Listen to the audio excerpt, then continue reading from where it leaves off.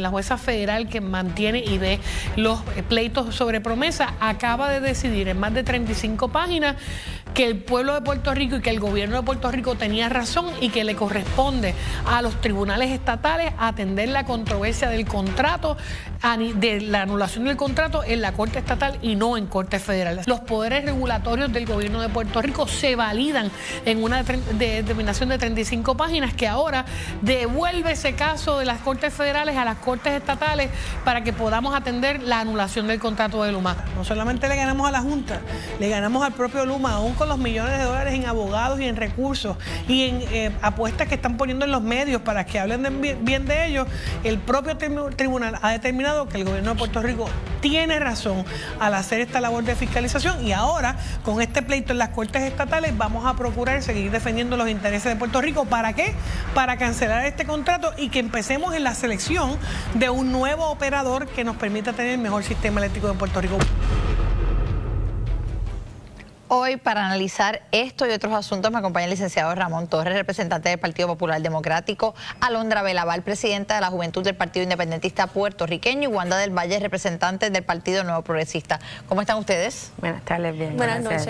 Bueno, ¿qué les parece esta decisión del tribunal, particularmente de la jueza Laura Taylor Swain, y esta atribución de victoria sobre la Junta y sobre Luma que ha hecho la gobernadora? Es una victoria para la gobernadora, es una victoria porque la figura jurídica que está utilizando es que se remand el caso a las Cortes Estatales. La jurisdicción federal como opera es que si hay jurisdicción federal se lo remueven, en este caso lo habían removido y lo devolvieron. Ahora, esto no significa que el caso se va a resolver mañana o que la jueza entró a los méritos. Todo lo que significa es que lo va a ver un tribunal local.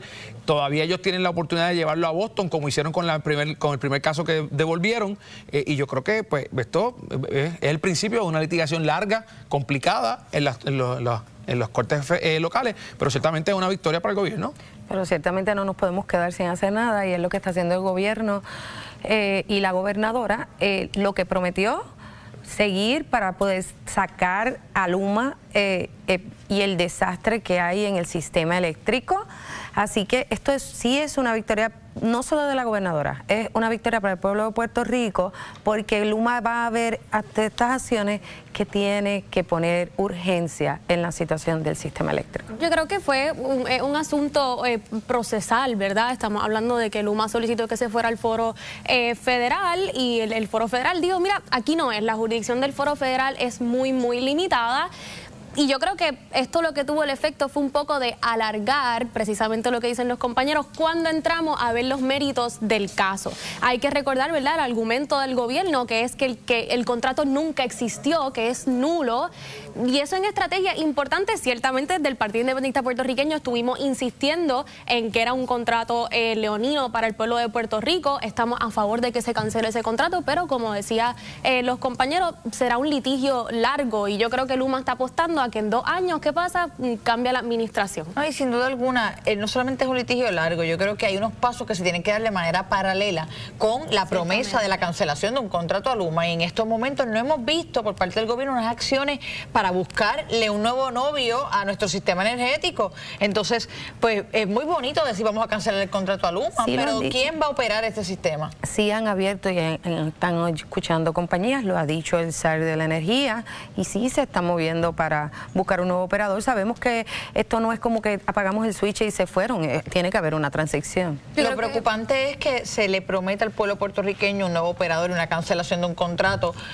Cuando vamos al término de los negocios, un nuevo operador que llegue y encuentre el sistema como está, que sepa que el gobierno falló en el cumplimiento de sus cláusulas contractuales, no nos creamos ni por un segundo que nos va a cobrar más barato. O sea, yo creo que es importante que estemos todos con la realidad de donde estamos viviendo. Y sobre ese asunto, Luma tiene millones en fondos para la reestructuración de la red que no han puesto en vigor ni han puesto a trabajar. Y eso es importante porque fue una, ¿verdad?, de esas partes de la negociación de por qué ellos se vendían como como una de las personas y una de las compañías ideales, porque ellos sabían cómo poner esos fondos federales a correr. ¿Y qué está pasando con eso? Yo creo que eso es un asunto que el gobierno de Puerto Rico ciertamente puede fiscalizar y poner a mover ese dinero. Dos cosas importantes aquí. Número uno, esto no es un negocio que todo el mundo, que hay muchos haciendo fila para venir a trabajar aquí. Fíjate que Luma es un consorcio de empresas que tuvieron que unirse para poder llegar aquí a hacer este trabajo, número uno. Y número dos, la Junta de Control Fiscal, en unas letras bien chiquititas, dijo que independientemente de lo que digan los tribunales y lo que quiera el gobierno, tiene que ser una empresa privada la que maneje el sistema eléctrico en Puerto Rico. Así que con eso, con esas dos cosas que son bien importantes, es lo que tenemos que trabajar para el cambio, ¿verdad? En la elección del 2024, todos los partidos hicimos campaña porque Luma se tenía que ir. Todos, el que ganó, los que quedamos en minoría y los que perdieron, y los que no estábamos y los que ya no están. Así que yo creo que eso es una promesa que hay que cumplir, porque de lo contrario, cuando volvamos al electorado, nos va a pasar factura. Eso sin duda alguna. Piqué se extiende. ¿Qué partido ya no está? ¿Cuál? El Movimiento Victoria Ciudadana. Ellos se inscribieron. Ah, bueno, pero dejaron de existir y volvieron. Para efectos del ciclo electoral, dejaron de existir y volvieron. I stand correct. Vamos al tema de la Secretaría de Justicia. Ayer yo estuve aquí conversando con ella y ella hizo estas declaraciones. Quiero que vayamos sobre las mismas. Si ellos decidieran no asistir, ¿van a haber consecuencias para ellos a tenor con esos apercibimientos que se les están haciendo? O ellos simplemente podrían decidir no asistir y ustedes evalúan eso y no pasa nada. Nosotros entendemos que los senadores quieren cooperar y quieren erradicar la corrupción igual que nosotros. Así que nosotros entendemos que ellos van a asistir y nos van a aportar la evidencia. Pero citarlos de esta manera es realmente el mejor mecanismo que propenda a tener un diálogo y una colaboración. No lo convierte de momento en una rencilla entre el Senado y el Departamento de Justicia. Es la citación que se utiliza siempre. Pero de igual forma, ir a una conferencia de prensa y acusar al Departamento de Justicia de la forma que le hicieron, tampoco entendemos que era la mejor forma. Esto fue ayer a las 6:30 de la tarde. Hoy la Secretaría de Justicia ha dejado sin efecto las citaciones que hizo de los senadores. ¿Fue una buena movida? Yo creo que ella lo dijo, ¿verdad? No es la forma. Yo creo que ella ahí admite que al Departamento de Justicia no le molestó, ¿verdad? Quizás los méritos de que se investigue algo, le molestó cómo lo hicieron.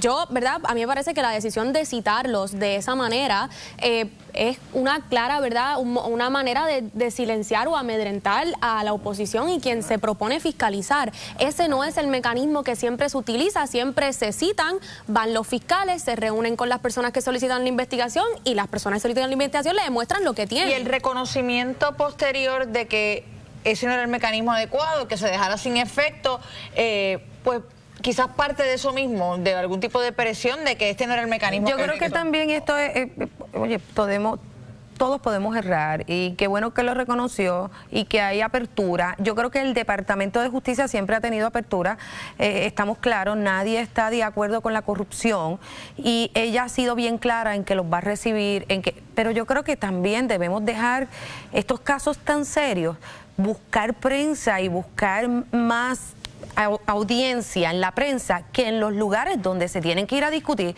que es en el Departamento de Justicia, que es en la Oficina de Ética. Entonces estamos usando más la prensa que los foros que corresponden y yo creo que un tanto eso es lo que la secretaria quiere decir. En vez de ir a la prensa a decir que el Departamento de Justicia está mal, no lo hizo bien, pues lleva lo que tienes. Bueno, pero lo que se argumentó es que ellos llevaron lo que tenían y al llevar lo que tenían lo citaron so pena de desacato. Lo que pasa es que está trabajando con legisladores y los legisladores tienen algo que se llama inmunidad parlamentaria y tienen su deber de investigación y ellos entendían que podían hacer unos argumentos a la prensa, que es la prensa libre, que puede informarle al país, que tiene un derecho, que es parte de la libertad de prensa del país, y la secretaría pues ciertamente tomó una decisión que al final del día hoy se pudo haber hecho ayer mismo y dialogarse, porque esto es el resultado de un diálogo entre el portavoz popular de Julio Javier y la secretaria Lourdes Gómez. Pero lo peor de todo esto es que políticamente la gobernadora ayer tuvo un gran día, porque anunció los famosos chavitos del chequecito, que no es chequecito, pero que ya lo aprobaron. Del tribunal. Y esto opacó una buena noticia que era para tener más chavitos en los bolsillos. Así que desde ese punto de vista me parece a mí que el resultado del día de hoy se pudo haber llegado a cabo por una llamada y no es el vehículo que siempre se utiliza para citar a los testigos. Aquí los supinas están para testificar o para producir documentos. Este fue para producir documentos. Y si tú como fiscal citas a una persona para producir documentos es porque lo vas a utilizar en el caso. Y a los legisladores, nuevamente, tenemos la inmunidad parlamentaria, que en ese sentido, en esta investigación les cobija. Bueno, lo dijo Tomás Rivera Chat, que lo iba a defender hasta la última consecuencia. Y en ese aspecto es importante contextualizarlo. No es el único señalamiento que ha tenido el Departamento de Justicia durante este cuatrenio. Así que un tanto va a generar discordia y va a generar tensión la forma en la que se hacen las cosas. Y si el interés genuino es de investigar y ver lo que está pasando, pues ciertamente no hay por qué asumir la defensiva de esa manera. Así que porque se hizo de esa manera, entonces se plantean unas preguntas claras de por qué le incomoda tanto al Departamento de Justicia. Yo creo que Ramón hace un buen señalamiento cuando habla de que la gobernadora tuvo dos momentos importantes ayer que quedaron opacados con este tema, y creo que es lo que ha pasado en las últimas semanas. Los momentos importantes de política pública, todos se han ido por la borda porque han habido tantas controversias, y se lo decía el secretario de Asuntos Públicos el otro día. No pueden pretender que la gente sepa que hay cosas pasando si tienes un fuego todos los días, porque la gente se distrae con el fuego diario. Creo que han fallado en ese tema de las comunicaciones. En cuanto a la secretaria, al final del día, aquí hemos visto unas pugnas entre el Ejecutivo y el Legislativo muy fuertes durante este proceso, pero hoy mismo yo les reconocí en el monólogo, el recoger vela es algo que quizás otros funcionarios deben hacer, y nunca es tarde si la dicha es buena. Yo creo que al final del día mucho se habla todos los días de que la bola está corriendo, de que los proyectos se están aprobando, pero ¿cuánto más podríamos estar haciendo si hubiese una buena comunicación? ¿Ustedes creen que eventualmente podamos ver la paz entre los poderes? No es que no haya un balance de poder y una fiscalización continua, pero en estos momentos parecería que no hay un teléfono. Yo creo que el cuatrenio pasado lo vimos entre el presidente de la Cámara y del Senado. Hay apertura, nosotros queremos trabajar con el Poder Ejecutivo, y yo sé que ellos con nosotros, así que Puerto Rico se merece que nosotros estemos trabajando en conjunto, y yo sé que eso va a suceder. Y eso, ojalá eso suceda, pero llegamos a la mitad del cuatrenio. Sí, yo creo que aquí lo que está... Y no hemos dejado de trabajar, yo creo que el problema es uno político interno, y eso es un reto, porque le han vendido al país que barrieron en las elecciones, pero ¿de qué le ha servido al país que hayan barrido? Y que de nada, porque su oposición es interna. No se ha dejado de trabajar.